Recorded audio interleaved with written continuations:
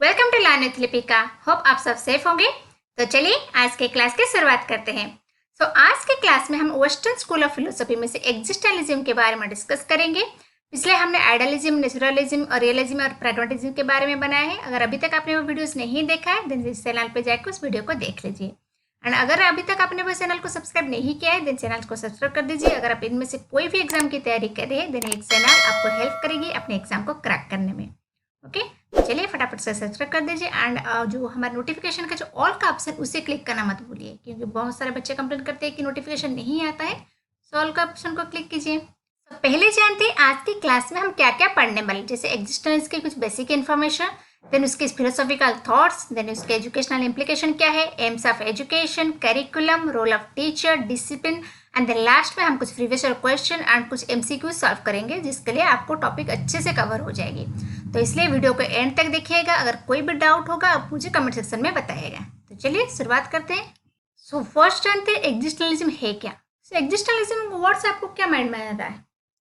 यानी कि एग्जिस्टेंस, जैसे आइडियलिज्म आइडिया के बारे में बात करता है, नेचुरलिज्म नेचर के बारे में बात करता है, रियलिज्म रियलिटी के, वैसे ही एग्जिस्टेंलिज्म क्या बात कर एग्जिस्टेंस के ऊपर, ह्यूमन एग्जिस्टेंस को वो प्रायोरिटी देता था। क्योंकि वर्ल्ड वॉर 2 जब खत्म हुआ उसके बाद क्या हुआ कि रियलाइज हुआ कि ह्यूमन की कोई वैल्यू ही नहीं रही। लोग ह्यूमन को एज ए वेपन यूज कर रहे हैं, एज ए मतलब मशीन यूज कर रहे हैं। तो ह्यूमन के अपनी थॉट अपनी ओपिनियन का कोई वैल्यू ही नहीं रहा।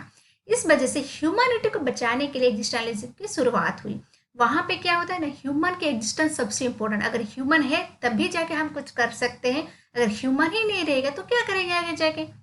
तो ये थ्योरी क्या करता है, ह्यूमन के ऊपर फोकस करता है। Then it emphasis individual existence, freedom and choice.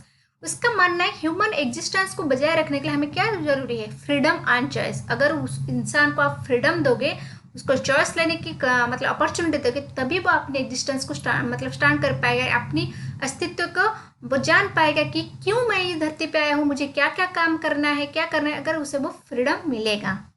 Then चलते हैं नेक्स्ट, एग्जिस्टेंस प्रीसीड एसेंस। ये इंपॉर्टेंट टर्म है। क्यों? क्योंकि बहुत बार क्वेश्चन इससे आता है कि एग्जिस्टेंस प्रीसीड एसेंस या एसेंस प्रीसीड एग्जिस्टेंस। तो आप इस सेंटेंस को याद रख लेना। यहाँ पे क्या बताया गया है, पहले एग्जिस्टेंस आता है, पहले आप हो, ये इंपॉर्टेंट है। उसके बाद आपके लाइफ एसेंस आता है कि लाइफ में क्या करना है क्या नहीं करना है, लाइफ की क्या इंपॉर्टेंस है, ये बाद में आता है। लेकिन पहला क्या आता है, एग्जिस्टेंस। आपकी होना ही बहुत इंपॉर्टेंट है। देन चल नेक्स्ट है I think therefore I am. इसका मतलब कि मैं हूँ, इस वो वजूद की वो दे रहा मैं हूँ, वो इस चीज के बारे में बता रहा है। Then next, Soren Kierkegaard is regarded the father of existentialism. इसके फादर कौन थे ना, सोरेन किरकेगार्ड, जिसने एग्जिस्टेंलिज्म की शुरुआत की। वो एक थॉट था, पहले तो वो आइडियलिज्म नेचुरलिज्म सारे एग्जिस्ट मतलब ह्यूमन के बारे में बता रहे थे, लेकिन इतना ज्यादा इंपॉर्टेंट और इतना ज्यादा प्रायोरिटी वो ह्यूमन के ऊपर नहीं दे रहे थे। कोई आइडिया को ही ज्यादा प्रायोरिटी दे रहा था, कोई नेचर को दे रहा था, कोई आसपास के रियलिटी को दे रहा था। लेकिन एग्जिस्टेंलिज्म बताए नो, सबसे इंपॉर्टेंट है ह्यूमन। ह्यूमन का सोच, उसकी फ्रीडम, उसकी चॉइस, उसके डिसीजन, उसके lifestyle, everything is important. Okay, then man is nothing other than what he makes himself. So इसका मतलब है मैन खुद को जैसा बनाता है उससे वो अलग नहीं होता। मैन अपनी लाइफ खुद बनाता है। एग्जिस्टेंस का ये मानना है कि मैन अपनी लाइफ खुद बनाता है, अपने लाइफ के डिसीजन को खुद लेना चाहिए। जैसे man responsible for all the details and consequences, he था free to bear his own responsibility. So man क्या अपनी लाइफ के सारे प्रॉब्लम के वो खुद ही रिस्पॉन्सिबिलिटी है। इस वजह से हमको क्या करना चाहिए, ह्यूमन को फ्रीडम देना चाहिए और फ्रीडम के साथ रिस्पॉन्सिबिलिटी देना चाहिए। अगर आप उसे फ्रीडम वो नहीं दोगे तो वो कैसे लाइफ के डिसीजन लगे, अगर आप ही हमेशा उसकी लाइफ को रेगुलेट करोगे। नहीं, वो ह्यूमन अपनी लाइफ की रिस्पॉन्सिबिलिटी खुद लेना चाहिए। उस वजह से हमको क्या देना चाहिए, फ्रीडम। फ्रीडम का मतलब ये नहीं कि आप फ्रीडम ले लो, नहीं, फ्रीडम के साथ रिस्पॉन्सिबिलिटी भी जाती है। इसके बारे में एग्जिस्टेंलिज्म ने बताया था। अभी जानते हैं एग्जिस्टेंलिज्म के फिलोसॉफिकल आइडिया। पहले जानते हैं मेटाफिजिक्स। मेटाफिजिक्स का मतलब क्या है, यस, रियलिटी। यहाँ पे इसका मानना था कि reality is being of existence of an individual. जो ह्यूमन के एग्जिस्टेंस है यही ही सबसे रियलिटी है, उसके अलावा कोई नहीं है। Truth is subjective, we experience the truth within us. उसका मतलब था कि ट्रूथ सब्जेक्टिव है, ट्रूथ कोई ऑब्जेक्टिव नहीं है। लेकिन आइडियलिज्म का क्या मानना था, ट्रूथ इज ऑब्जेक्टिव, जो सच है वो सबके लिए। लेकिन एग्जिस्टेंस क्या थे, truth is subjective, we experience the truth within us. Then चलते हैं नेक्स्ट। नेक्स्ट बोलते हैं only that is real which is personal. जो हमारे लाइफ से जुड़े हैं वही ही रियल है, उसके अलावा कोई रियल नहीं है। देन चलते epistemology. So epistemology, there is no knowledge before existence of man and there is be no knowledge after him. मतलब epistemology किसके बारे में बात करता है? नॉलेज के बारे में. सो उनका मन का सब ह्यूमन से ही शुरू होता है. ह्यूमन के आगे, ह्यूमन के बाद में कुछ नहीं होता है नॉलेज. जो होता है ह्यूमन खुद नॉलेज क्रिएट करता है. Okay, self knowledge is the key of all the knowledge. तो सबसे बड़ी नॉलेज क्या है? Self knowledge. Then that knowledge is valid which is the value is individual. जब वो नॉलेज मतलब then last is that knowledge is valid which is value to be individual. जो individual को वैल्यू देता है वही नॉलेज सबसे इंपॉर्टेंट है. देन चलते हैं एक्सियोलॉजी यानी कि वैल्यू के बारे में क्या बताया. So individual alone create values. मतलब इंडिविजुअल खुद वो अपने वैल्यू को क्रिएट करेगा. There is no fix value. लेकिन आइडियलिज्म क्या बता रहा था? फिक्स वैल्यू उसका मानना था. लेकिन एग्जिस्टेंस में क्या मतलब कि फिक्स वैल्यू कुछ नहीं है. सो देन जानते हैं educational implication of existentialism. So existence के हिसाब से एजुकेशन कैसा होना चाहिए? So give freedom to the child so that he or she can realize his existence. बच्चे को फ्रीडम दो. अगर वो फ्रीडम पाएगा तभी वो अपनी सही गलत वो जान पाएगा. वो अपनी लाइफ के डिसीजन ले पाएगा. अपने खुद के रियलाइज हिज एग्जिस्टेंस. अपने खुद के एग्जिस्टेंस को क्योंकि वो सर्च करेगा ना कि मैं क्या मतलब मैं यहाँ पे क्यों आया हूँ, मेरा हॉबीज क्या है, मेरा इंटरेस्ट क्या है, मेरा लाइफ का एम क्या है, मेरा डिसीजन क्या है. ये सबको वो खोजेगा अगर उसे वो फ्रीडम मिलेगी. So freedom is very much important. ये भी क्वेश्चन आता है कि फ्रीडम के बारे में सबसे ज्यादा कौन बताता है? जैसे नेचुरलिज्म बताता है, लेकिन एग्जिस्टेंस सबसे ज्यादा फ्रीडम के बारे में बात करता है क्योंकि उसका मन अगर फ्रीडम मिलेगी तभी एग्जिस्टेंस रहेगा. ओके, देन आता है there is nothing without experiencing pain and suffering. उसका माना था पेन एंड सफरिंग ये दो चीज होती है जो आपकी लाइफ में चलती है. तो आपको क्या करना है? उसको एक्सपीरियंस करना है, उसको भागना नहीं है. लाइफ जब तक है आपको पेन एंड सफरिंग रहेगा.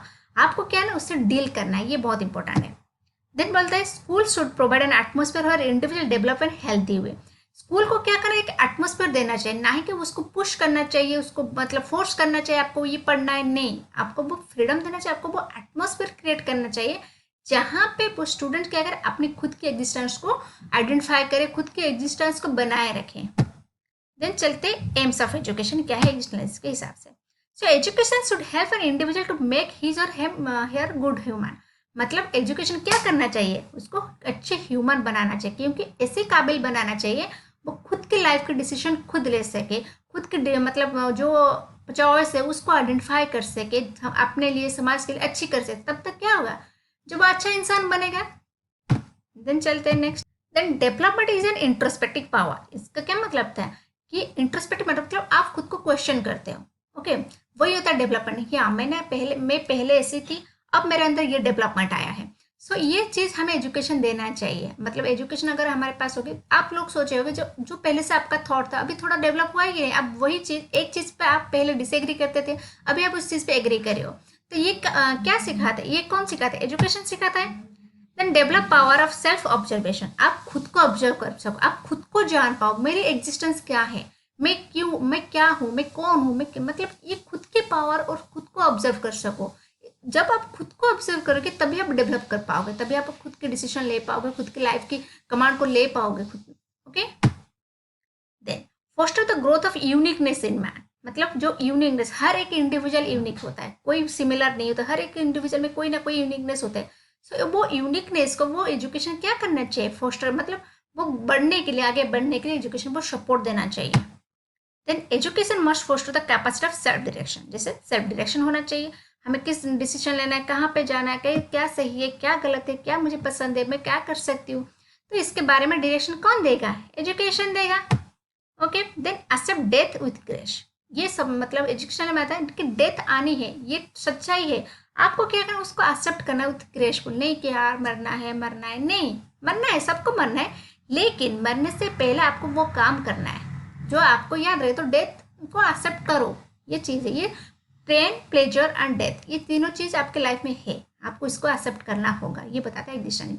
क्वेश्चन बहुत बार आता है कि पेन और प्लेजर के बारे में किसने बताया था? तो किसने बताया था? एग्जिस्टेंलिज्म ने. देन चलते हैं करिकुलम. एग्जिस्टेंस के हिसाब से करिकुलम कैसा होना चाहिए?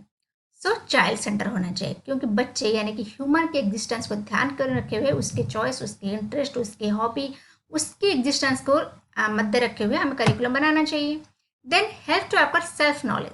सेल्फ नॉलेज को हमें गेन करना चाहिए. ओके, देन क्या होता है यूटिलिटेरियन, जो पढ़ाई जो एजुकेशन हमारी यूटिलिटी में है, हमारे काम आए, उसी तरह के करिकुलम होने चाहिए। अगर उसकी कोई यूटिलिटी नहीं हो तो उसे पढ़ने की क्या फ़ायदा। देन चलते हैं नेक्स्ट। नेक्स्ट इज रियलिस्टिक, जो भी हम पढ़े वो रियलिस्टिक होना चाहिए, नहीं कि वो बुकिश नॉलेज हो जाए बस एग्जाम में 90% ले आए बस वही हो जाए, नहीं, वो रियल लाइफ से जुड़े होना चाहिए, क्योंकि आपको रियल लाइफ में ही रहना है। आपकी एग्जिस्टेंस रियल लाइफ में, वो स्कूल की या तो फिर वो एग्जाम के बीच आपकी एग्जिस्टेंस नहीं, आपकी एग्जिस्टेंस जो एग्जाम्स और बुक से बहुत बड़ी है। ओके, सो वो रियलिटी से रिलेटेड होगी तभी आप खुद को एग्जिस्ट कर पाओगे लाइफ में। ओके, देन आता है it should not be examination oriented. ये बोला अभी जैसे रियलिस्टिक होना चाहिए, एग्जामिनेशन ओरिएंटेड नहीं होना चाहिए। लेकिन आज के हमारे बहुत सारे एजुकेशन सिस्टम अभी बहुत चेंजेस हो रहे हैं, लेकिन क्या एग्जाम ओरिएंटेड, एग्जाम में इतने मार्क्स लाओ, नहीं, ये एग्जिस्टेंस में नहीं बता रहे। एग्जिस्टेंस तो वो रियलिटी में बेस होना चाहिए। एग्जाम आप एक पार्ट है, उसके बाद आप एग्जाम भूल जाओगे, लेकिन आपने क्या सीखा है एजुकेशन से जो आपको लाइफ को मतलब आगे बढ़ने में हेल्प करे, अपनी खुद की एग्जिस्टेंस को स्टार्ट कर पाएगी। Okay, then emphasis on living, enacting and experience with the value. ये सारे चीज वो वैल्यू है, उसको आप मतलब ऐसे नहीं रट्टा मार को पढ़ लो जान लो उस एग्जाम, नहीं, आप उसको एक्सपीरियंस करना चाहिए। ओके, तो ऐसे करिकुलम होना चाहिए। Then enable the child to learn about the human suffering, anguish and anxiety and death. जैसे मैंने बताया, ये सारे जैसे चीज़ है उसको आप एक्सपीरियंस करना चाहिए, उसको आप एक्सेप्ट करना चाहिए, नहीं कि आप हाँ बैठ जाओ, नहीं, आपको उसको एक्सेप्ट करना है फिर आगे बढ़ना है।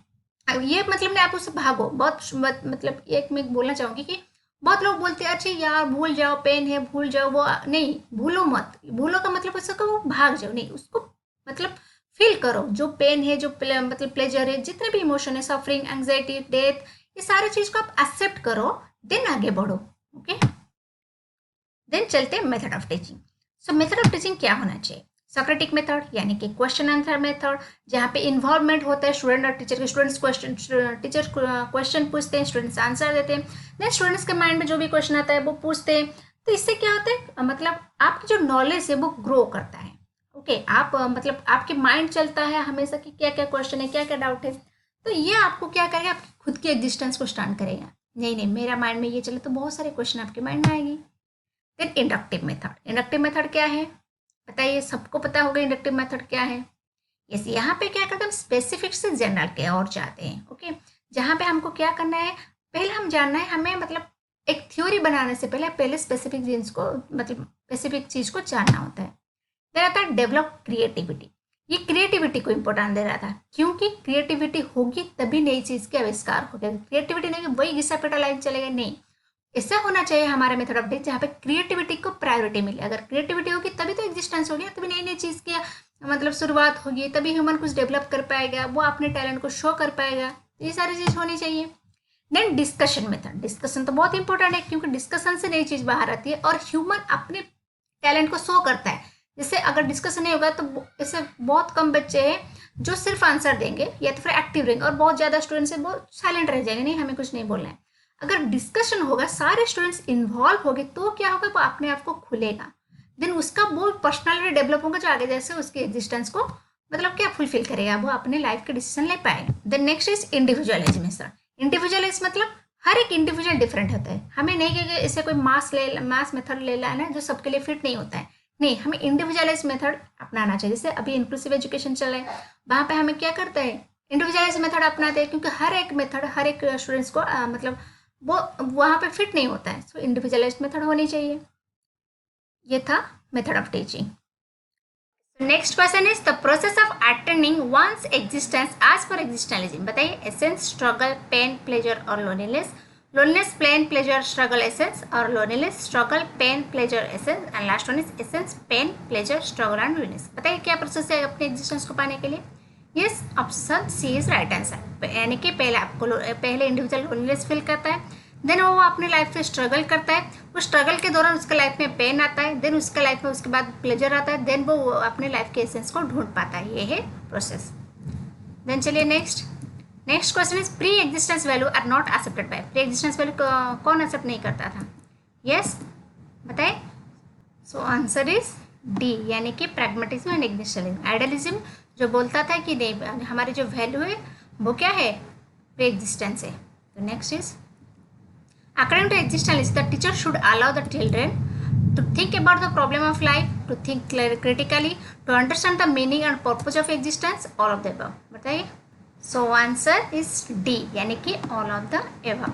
चलिए next question is the principle of independence is a fundamental tenet of idealism, realism, pragmatism और existentialism. Yes, obviously existentialism is your answer. Next question is the process of attaining one's existence as per existentialism. बताइए essence, struggle, pain, pleasure और loneliness. Loneliness, pain, pleasure, struggle, essence, और loneliness, struggle, pain, pleasure, essence, and last one is essence, pain, pleasure, struggle and loneliness. बताइए क्या process है अपने existence को पाने के लिए।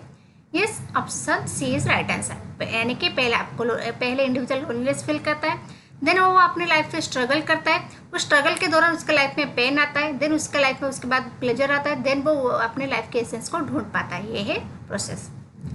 देन चलिए next question is pre existence value are not accepted by. Pre existence value कौन एक्सेप्ट नहीं करता था? यस, बताए। सो आंसर इज डी, यानी कि प्रैग्मेटिज्म एंड एक्जिस्टेंलिज्म। आइडियलिज्म जो बोलता था कि नहीं, हमारी जो वैल्यू है वो क्या है, प्री एग्जिस्टेंस है। तो next is according to existentialism, the teacher should allow the children to think about the problem of life, to think critically, to understand the meaning and purpose of existence, all of the above. बताइए। So answer is D, यानी कि all of the above। चलिए next question is the principle of independence is a fundamental tenet of idealism, realism, pragmatism or existentialism. Yes, obviously existentialism is your answer. So next question is which of the following is not a existentialist thinker. बताइए Kierkegaard and Frederick, then Russell, इनमें से कौन नहीं है? So yes, answer is C, यानी कि रशल नहीं है। ये पता है, याद रखना, रशल नहीं है। बहुत बार 7वें भी ऑप्शन में होगा, तो रशल को छोड़ के ये सारे ऑप्शन में है कि जो थिंकर हैं। Next, man is nothing but what is make himself is the fundamental view point of. Yes, ये पॉइंट्स हमने डिस्कस किया था। यस, ये है एक्जिस्टेंलिज्म। सो फ्रेंड्स, आप क्या करना है, इस सारे क्वेश्चन को याद रख लेना। अभी आप एक्जिस्टेंलिज्म कर रहे हो, इस वजह से एक्जिस्टेंलिज्म को क्लिक मत कर देना, क्योंकि एग्जाम में ना वो सारे फिलोसफी को घूम फिर के वो मिला के आया होगा। इस वजह से आपको एग्जाम में वो सारे क्वेश्चन को सॉल्व करने के लिए सारे क्वेश्चन को याद रखना बहुत इंपॉर्टेंट है। So the next question is child is an integral part of A ultimate universe. ये पॉइंट किसने बताया था? यस, इस पॉइंट को एक्जिस्टेंलिज्म बताया था। The next, existentialism believe more than dash than. बताइए किसको बहुत ज़्यादा बिलीव करता था? Yes, existence rather than essence. इसके बारे में बताया था कि existence follow essence. So answer क्या? Existence rather than essence. Next question is which school of philosophy would favour the statement since both pain and pleasure are the wealth of man they are his good teacher. बताइए, जो pen and pleasure ये है human के सबसे बड़े teacher है ना, सबसे अच्छे टीचर, यही आपको लाइफ सिखाती है। इसके बारे में किसने बताया था? यस, आइडियलिज्म, प्रैग्मेटिज्म, नेचुरलिज्म और existentialism. Yes, answer is existentialism. Okay, तो ये था आज का टोटल एग्जिस्टेंस के ऊपर क्लासेस, जहाँ पे हमने एग्जिस्टेंस को अच्छे से समझा, देन उसके बाद उससे रिलेटेड कुछ previous question and MCQ solve किए। होप आपको ये टॉपिक अच्छी लगी होगी। अगर कोई भी डाउट है आप मुझे कमेंट सेक्शन में लिख के बताइए, एंड इस वीडियो को एक लाइक कीजिए, अपने फ्रेंड्स ग्रुप में शेयर कीजिए। तो चलिए मिलते हैं नेक्स्ट वीडियो में।